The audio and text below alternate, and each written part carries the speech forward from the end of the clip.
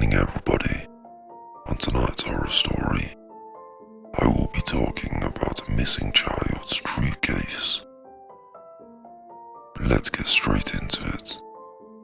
And if you like more videos like this, please subscribe and like this video. The village of Penlow never talked about the Ashworth house after dark. It sat on the edge of the moor. Its black windows turned toward the road like dead eyes, watching the few cars that dared pass after sunset. Children learned early not to point at it, not to say its name, not to stare too long through the rusted iron gate. The house did not like being noticed. Their parents said it remembered. That was what they told Eliza on her first night in Penlow. She was 13 and furious at the world, her face still blotchy from crying on the drive from the city. Her parents had dragged her away from everything she knew. Friends, school, the noise and crowds, to this forgotten smear of a village. Because they needed a fresh start. They didn't say from what. They didn't say why they jumped every time the phone rang, or why the front door was always double locked now. Even in the middle of the day, they didn't say why her mother watched the news and then turned it off as soon as a certain face appeared.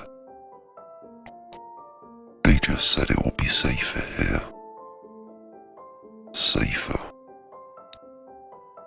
The word meant nothing to Eliza as she lay in her new bedroom, staring up at the low, beamed ceiling, listening to the wind scrape its nails along the old cottage walls. The countryside was too quiet. Silence had weight here. It pressed on her ears, filled the spaces between her thoughts. Then, from somewhere outside, she heard it. A child's laugh. It was faint, no more than a breath of sound, carried on the wind, high and tremulous. Not the cheerful burst of laughter she heard at school, but something thinner, distant, like a recording played too many times. It rose, wavered, and died. Eliza sat up in bed, heart knocking against her ribs. The glowing digits of her alarm clock read 1:14 a.m. It might have been a fox, she told herself, or the wind in the chimney, or some animal out on the moor.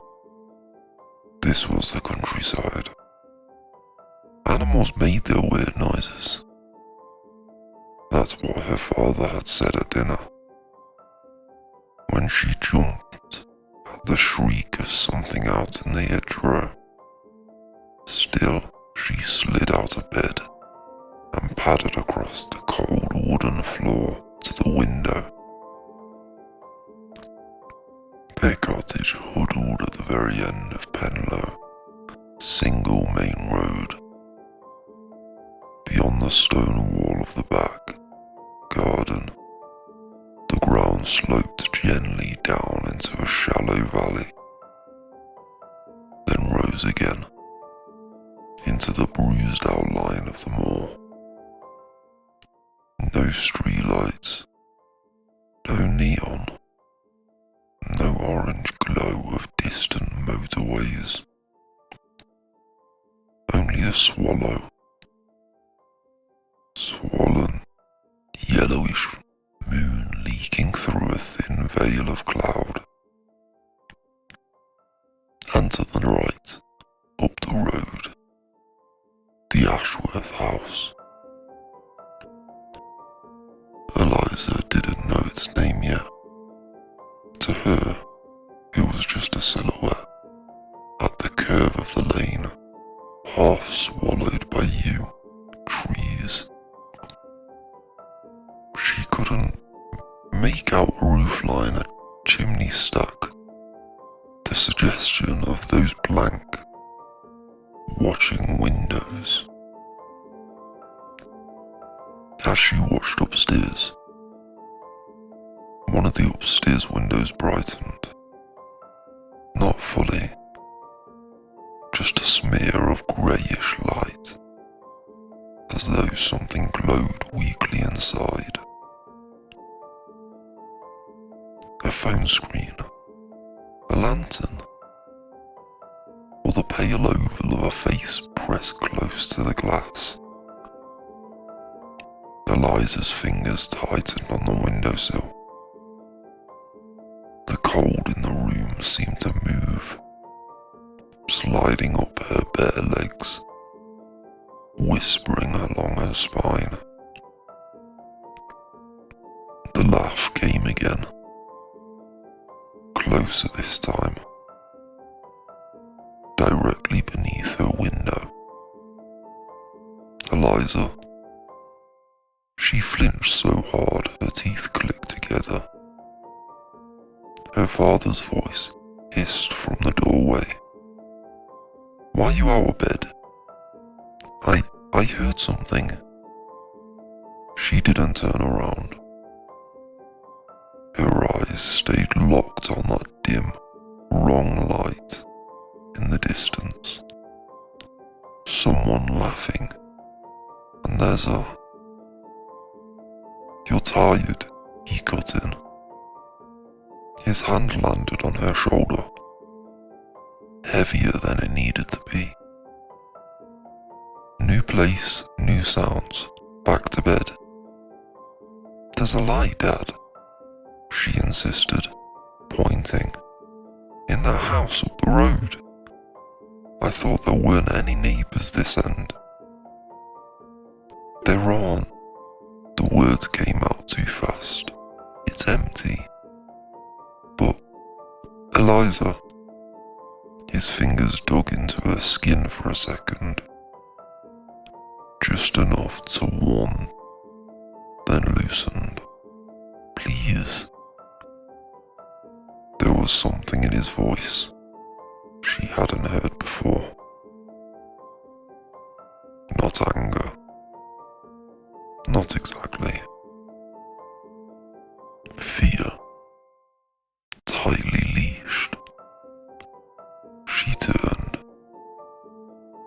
In the dimness, with the hall light behind him, her father's face looked hollowed out. Eyes dark, pits. He wasn't looking at her. He was looking past her. At the window. At whatever laid beyond. "It's just an old house," he said. But he wouldn't meet her gaze. "People tell stories, don't go near it. Ever. Do you understand?" Her heart beat even harder now. "Why?" "Because I said so." He guided her back to bed, watched her crawl under her covers. He didn't kiss her forehead like he used to. He just stood there for a moment, listening to the night, then closed the door. until only a narrow strip of light cuts across to her floor. Eliza lay stiff and shivering, listening to his footsteps retreat down the hall. She waited. 5 minutes. 10. Long enough for the cottage to settle, for the pipes to sigh and the ancient beams to creak. Long enough to hear the front door bolt slide across.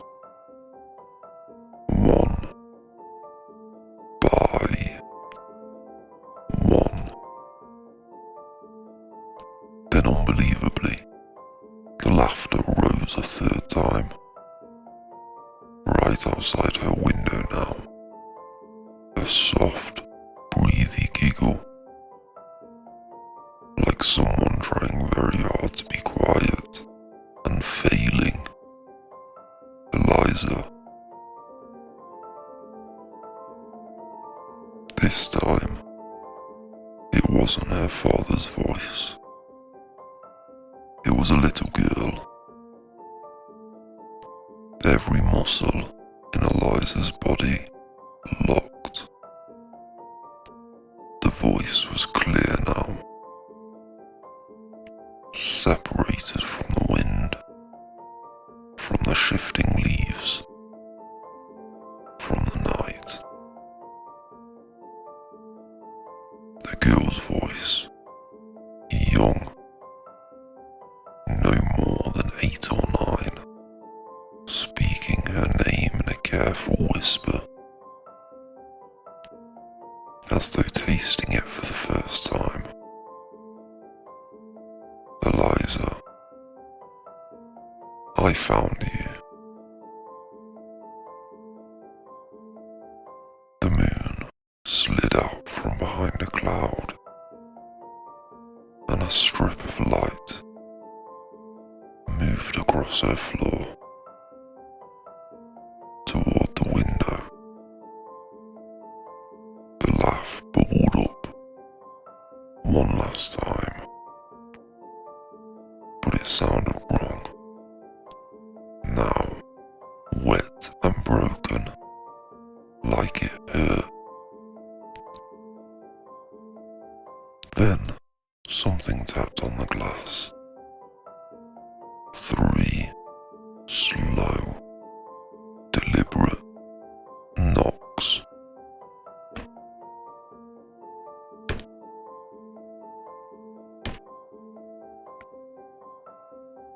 Like knuckles. Eliza couldn't help it. She turned her head. There, on the outside of the glass, just visible at the very bottom edge, were the tips of 4 small, grey fingers.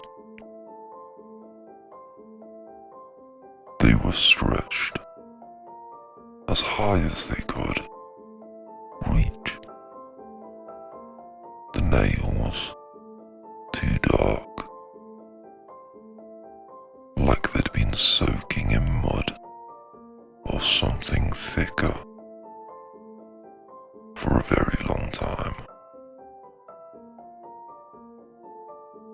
Eliza, the little girl whispered from just below the windowsill. Can I come in now? The light in the distant house went out, and in the sudden, choking dark, Eliza realised she wasn't the first girl to hear that voice in Penlow. She was only the latest. That is the end of this story tonight. This story is about a true story about a girl going missing a long time ago.